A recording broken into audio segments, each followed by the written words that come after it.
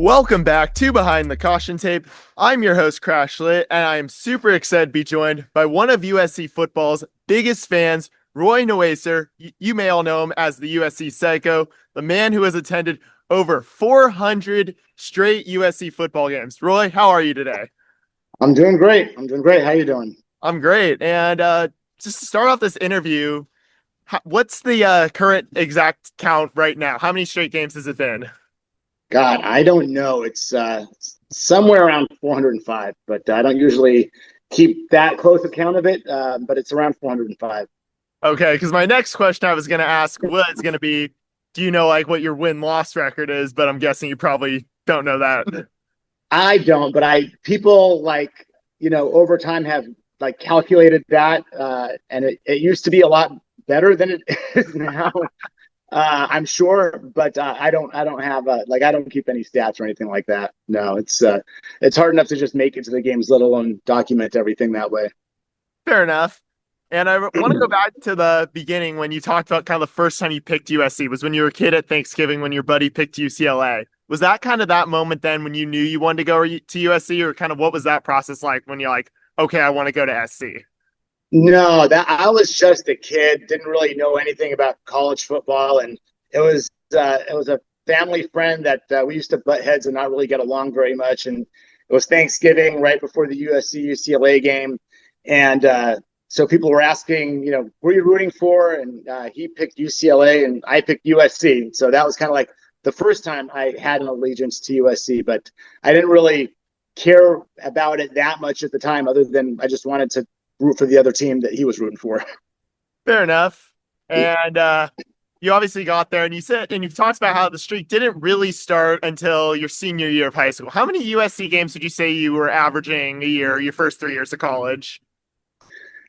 I mean, I don't think I went to very many at all my freshman year. I think I only went to one or two my freshman year. And then my sophomore year, I went to every home game, but only home games. My junior year, I went to all the home games and a few road games because I was working for KSCR, the on-campus radio station, doing play-by-play. So I got a chance to go to a few games. And then my senior year is the first year I went to every single football game. But just coincidentally, the streak stretches back to my junior year because I think I went to like the last 3 games of my junior year. So that's officially, in hindsight, when it actually started. Just coincidentally. And I kind of was curious. You mentioned you were calling games to radio. Did you ever consider a career in like journalism or radio or anything like that?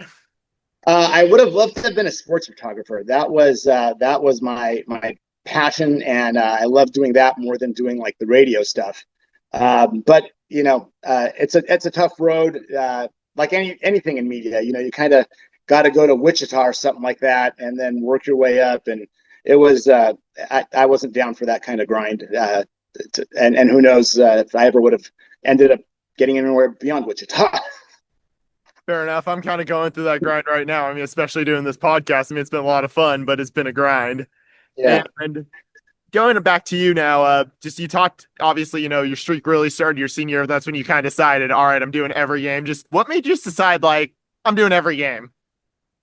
I just love USC football, and I thought it'd be kind of a really cool thing to do my senior year. Is just go to every game, and that's all I ever really planned to do is just go to every game for one season. I mean, that was supposed to be it. And then obviously it turned into, year after year after year. And then you talked about there's that one point where you thought it was going to die when you were in law school and you just are like, screw it, let's do this. I'll find a way. Yeah. So, after that first year, I had so much fun. I was like, oh, I'll do it again. I mean, just thinking I would just do it again one time. And then in the third year, that was my first year of law school. And there was one week where I'd been trying to keep it up. And then somewhere in the middle of the football season, there was a week where I was like, this is just impossible. There's no way I'm going to be able to make it to the game and keep up with all of my schoolwork. But then it was literally the Friday night before the game. And fortunately, the game was at Cal that week. And I was like, I got to go. Like, it was killing me to miss a game. Like, I was like, I got to go.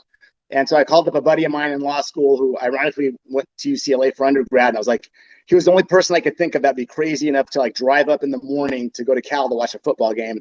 And he took me up on it. So we got in the car Saturday morning, drove up to Cal, parked at a parking meter on the street somewhere, scalped some tickets, and went to the game. And that's when I realized, I was like, I want to try to keep this going because it was killing me to miss a game. So ever since then, that's, I've made sure to go to every game. There's been no question since that day. Have you never had experienced any like burnout? You're just at times thinking, I'm done, like I'm over it. Not say like you wouldn't go to games, but you're just like, I'm not gonna, go to this game for whatever reason. As far as going to games, there's been a lot of really bad years where I was like, why do I keep putting myself through this? But never considered stopping. But since we've been in the Big Ten, I've had that thought a lot. Like it's just gotten really hard and really stupid with all this travel and going to the East Coast. And now I'm so worried, with all the air travel problems that we experience and see. I've started now traveling on Thursdays instead of Fridays, just in case there's like a shutdown or some weird thing happens and I get super delayed, which has happened.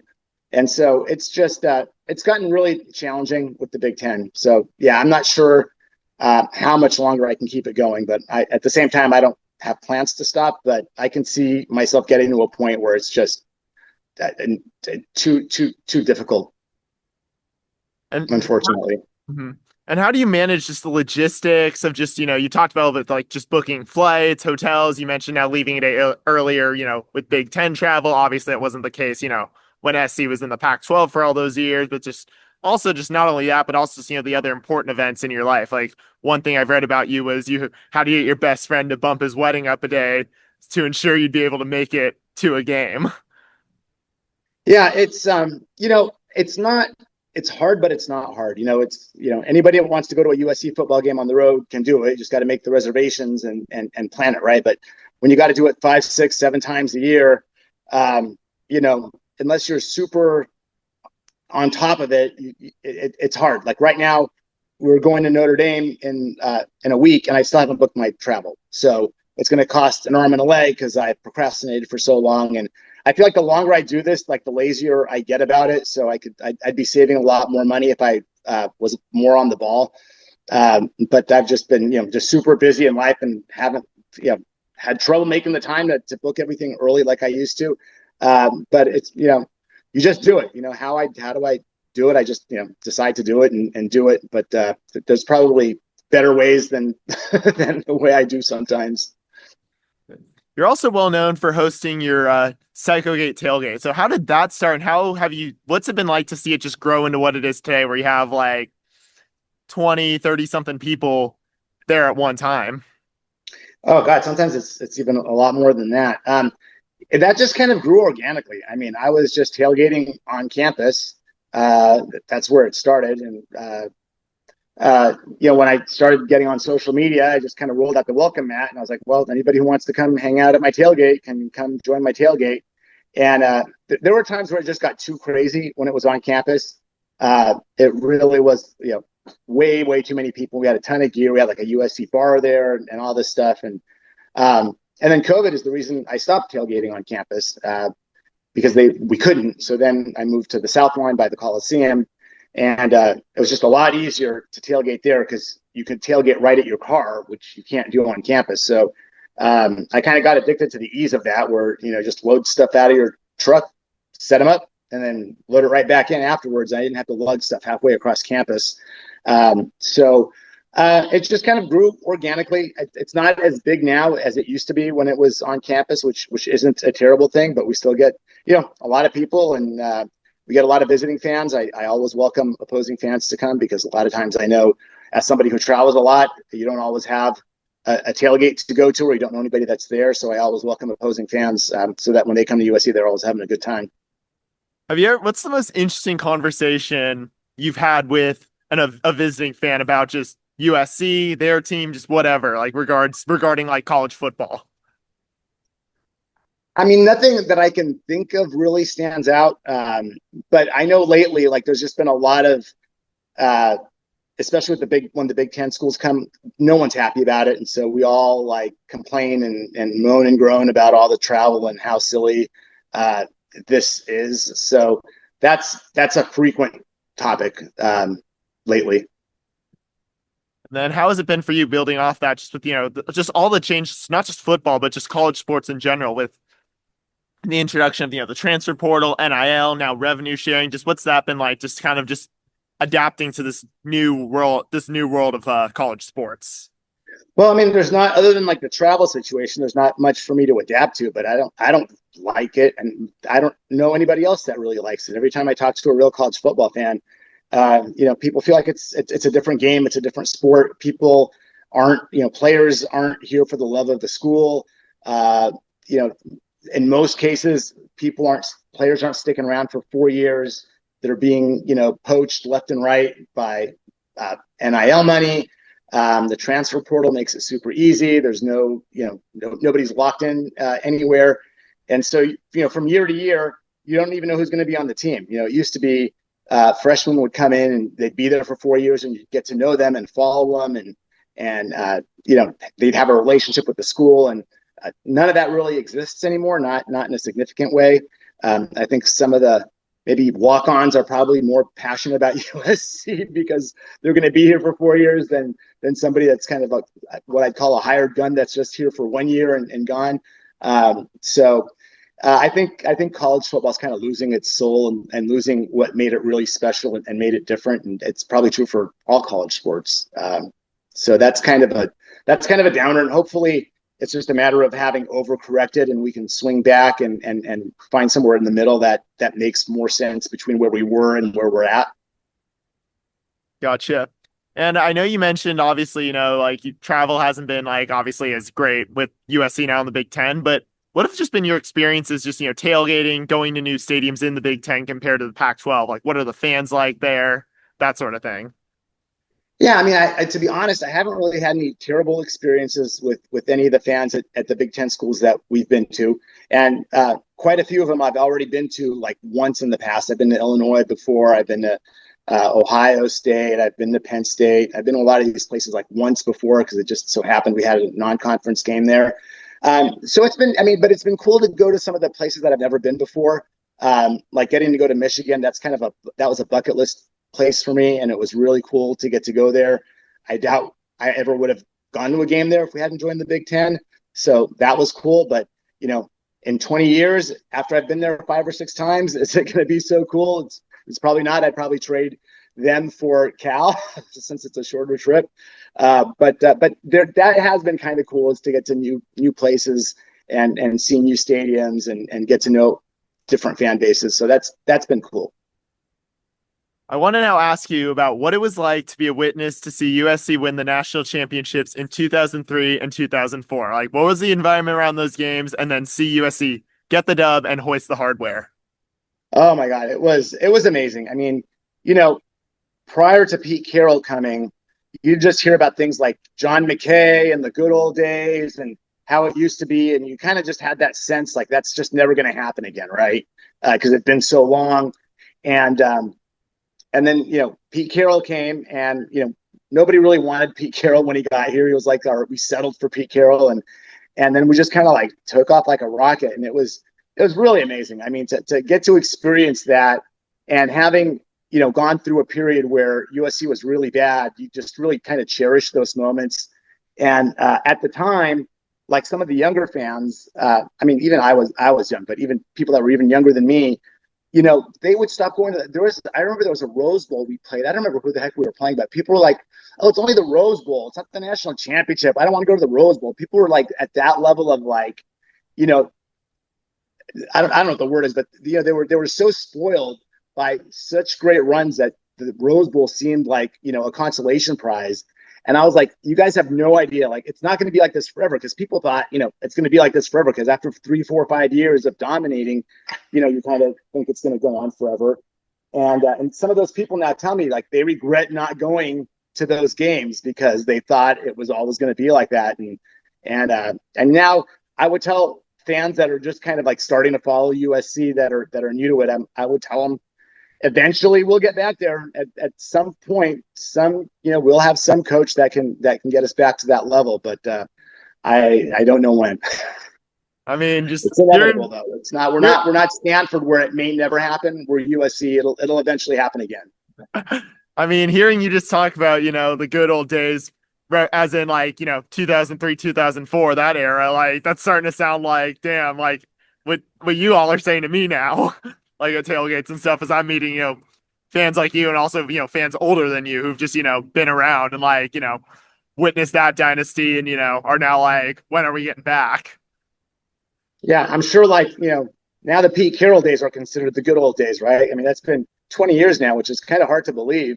But it's been a while. It's been a while since we've really been in contention. But I'm confident we'll get back eventually. I just wish I knew when. I want to ask you, you were interviewed for the Trojan War documentary. What was it like just, when they, brought you in, asked you questions, then, get to see yourself as part of that documentary? Crash, I don't even remember that. There's been so many things. The Trojan War documentary. I was like specifically interviewed just for that, Well, I or remember was you that? were in, or I know, or you were no, I saw you in it. That was my bad. I was. Sorry. I think you're talking about You the were 30 seen for in it. 30 thing.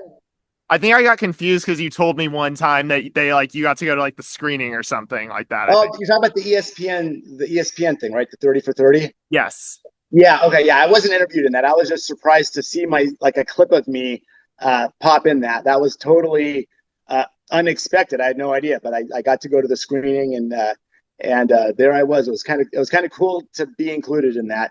And there's this new docu series out now, Cocaine Quarterback. And there's a clip of me in the first episode that I had no idea until people started telling me, and then I went and watched it. I was like, "Oh, there I am!" So it's kind of neat to like pop into these things sometimes unexpectedly. Nobody tells you that you're gonna be in them. And someone like one time told me I was in a commercial for Oregon football, like that somehow I got into a commercial. So there's stuff like circulates. I have no idea all of the things that I might possibly be in, but it's kind of cool to pop into things, especially the ESPN 30 for 30. Yeah, that was neat. And you're always usually holding your USC Psycho license plate. Like, what made you go get that customized? Obviously, I know you've talked about the name USC Psycho comes from just, just your drive and passion for USC football. So just what made you like go, I'm gonna get this made? Yeah, I remember it was the summer after my junior year, and I was an orientation advisor, and I just got in a car, and I was like, I want to get a USC license plate. And I was kind of like, throwing some ideas around with the other orientation advisors, and I kind of narrowed it down to I'm a little embarrassed to say this, USC Lush, because I used to like to party, and USC Psycho. And people were like, dude, you can't put USC Lush on your car because you're going to be going to interviews pretty soon after senior year, and you don't want that on your car. And I was like, yeah, that's a really good point. So I put USC Psycho on my car, and that's just where it came from. And then it just kind of like I became known for that. Mm-hmm. And what have been some of your just other favorite memories just from when you've attended USC games over the years? Well, I mean, I think one of my all-time favorite games is the game at Notre Dame with the Bush push. Like, I think that was the most anxious I have ever felt at any point of any sporting event I have ever been at. Like, that was just the most anxiety and the most excitement I've ever felt at a football game. Even more so than the national championships. Like the last one, I mean, I was nervous and anxious before the game, but like as the game goes on and you see you're going to win, there's not that much anxiety. You're just kind of like looking forward to the game being over so you can lift the trophy. But that game was as anxious as I've ever been. The game that we played at Ohio State with Matt Barkley at QB, that game was super memorable. There's a game, I don't remember the year, at Oregon that we beat them near the end of the season. That was really exciting. So there's been some good ones. The first time we beat Notre Dame after losing, like, I think we lost like 11 in a row or something crazy like that, and all the USC fans rushed the field. That was memorable. So there's been some good ones. There's so many of them. The games kind of blur together. Like, people will come up to me and they're like, "Oh, you remember this game from 8 years ago?" And I'm like, "Oh God, it's hard. It's hard to remember them all, but there are definitely certain ones that stand out for sure." What has it been like to rush the field? I've only gotten to storm a basketball game so far since I've got to USC and have been a fan.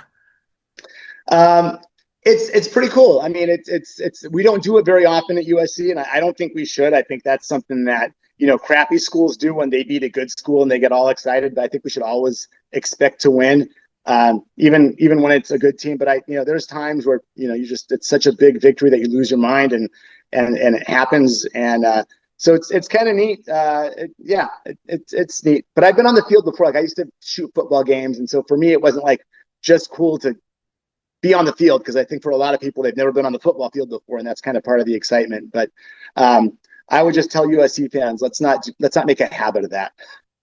I was just curious, especially because I interviewed Cody Kessler last year and asked him like what it was like when the fans rushed the field after they upset Stanford. So I was just really curious to hear it now from like a fan's perspective who's rushed the field a couple of times. Yeah, it's cool. I mean, but I wouldn't do it on a regular basis. But Completely I valid. I'm right there with you. That said, I do want to rush the field one day, but obviously it needs to be the right opponent. yeah, for sure. And you talked about Notre Dame, obviously the Bush push game. And over the summer, I'm not sure if you saw this, I actually interviewed Petros Papadakis on Behind the Caution Tape for my season 2 premiere and asked him about this, what Lincoln Riley has said about Notre Dame. Obviously, there's a lot of talk.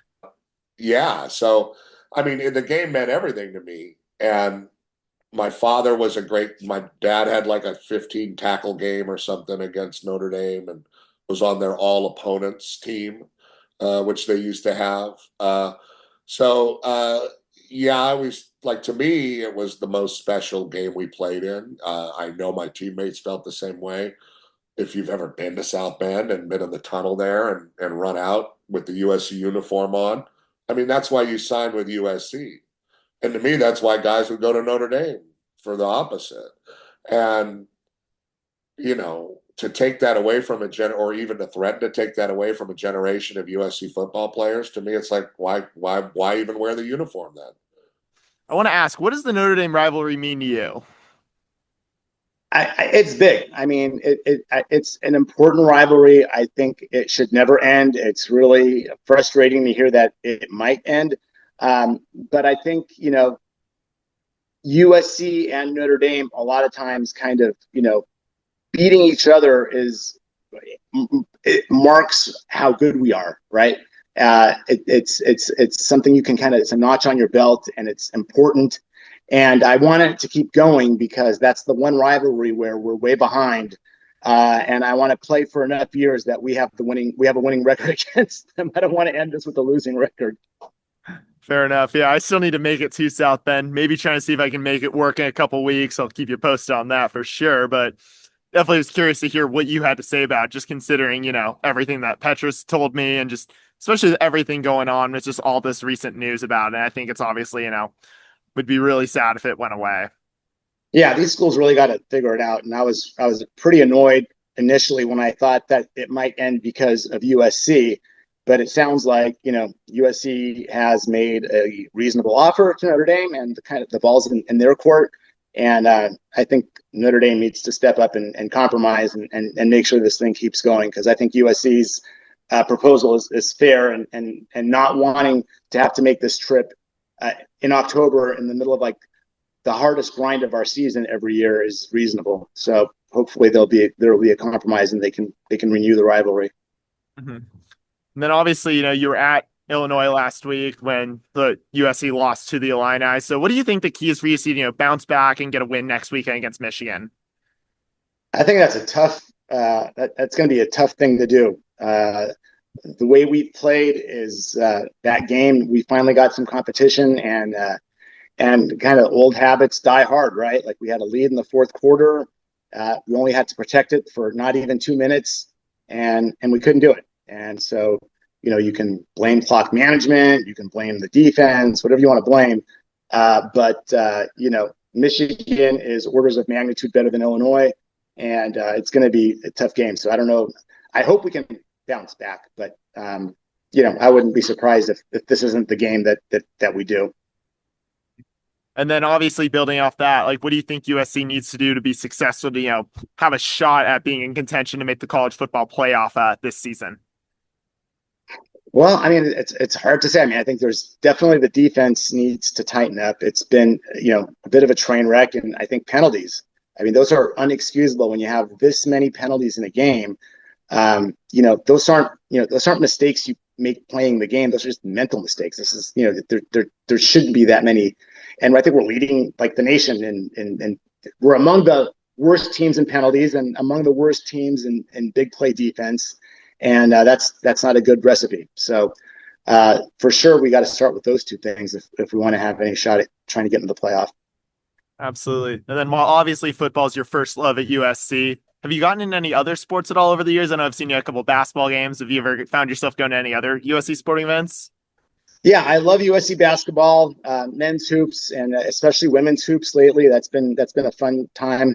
I went to the Pac-12 Big Ten championship game in Vegas. I don't know if it was last year, the year before last year. Just made a road trip, went there, watched the game, and came back that same day. That was a brutal day. And